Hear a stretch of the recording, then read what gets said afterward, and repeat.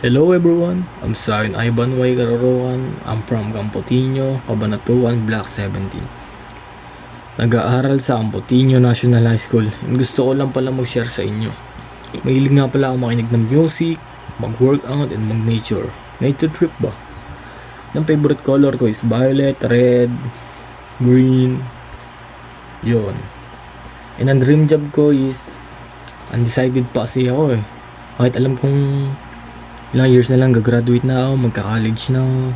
Pero pinag-iisipan ko naman na. So ayun, ano nga ba ang mga kadalasan kong ginagawa after school? Dumidiretso ako ng gym para mag-workout kasi gusto kong umayos yung katawan ko. So magpalaki ng katawan para din maging healthy ako. Pag naman rest day ko or hindi ko schedule sa gym, dumidiretso ako ng kainan kasi sa tiring day talaga eh. Gusto kong kumain na madami. Ang sports ko nga pala is basketball, boxing, minsan naman volleyball.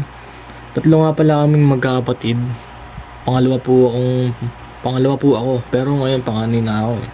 Kasi pumanaw po yung nauna sa akin and ang reason po is infection sa dugo.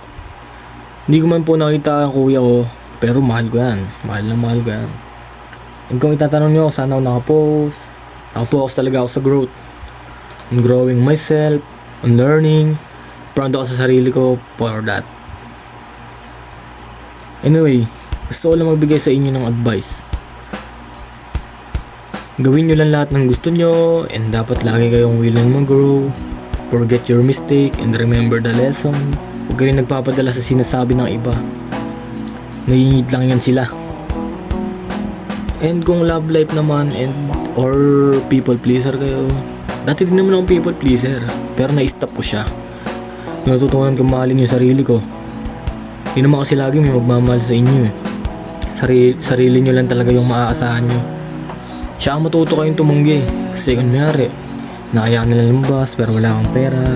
I mean may pera ka naman, pero sa sarili mo na lang yun. Ganun ba? Pero syempre, pag tumunggi ka sa mga yan, madi-disappoint yan. Pero bakit sila madi-disappoint? Wala kang extra money para sa sarili mo na lang yung money yun. And minsan naman wala kang energy, pagod ka.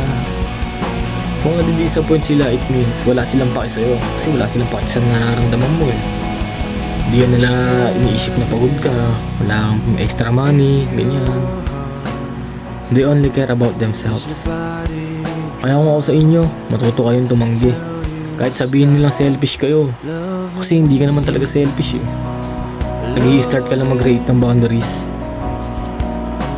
Siyempre iisipin agad ng tao pag nag-start ka nung mag-create ng boundaries sa sarili mo. Isipin ng tao, selfish ka kasi puro sarili mo na lang iniisip mo. Pero hindi naman porkit sarili mo lang iniisip mo, selfish ka na agad eh. May paki ka lang sa sarili mo. Iniisip mo lang kung ano yung mga kabuti sa'yo, kung ano mas maganda. So, ayun lang guys. Your handsome classmates talk.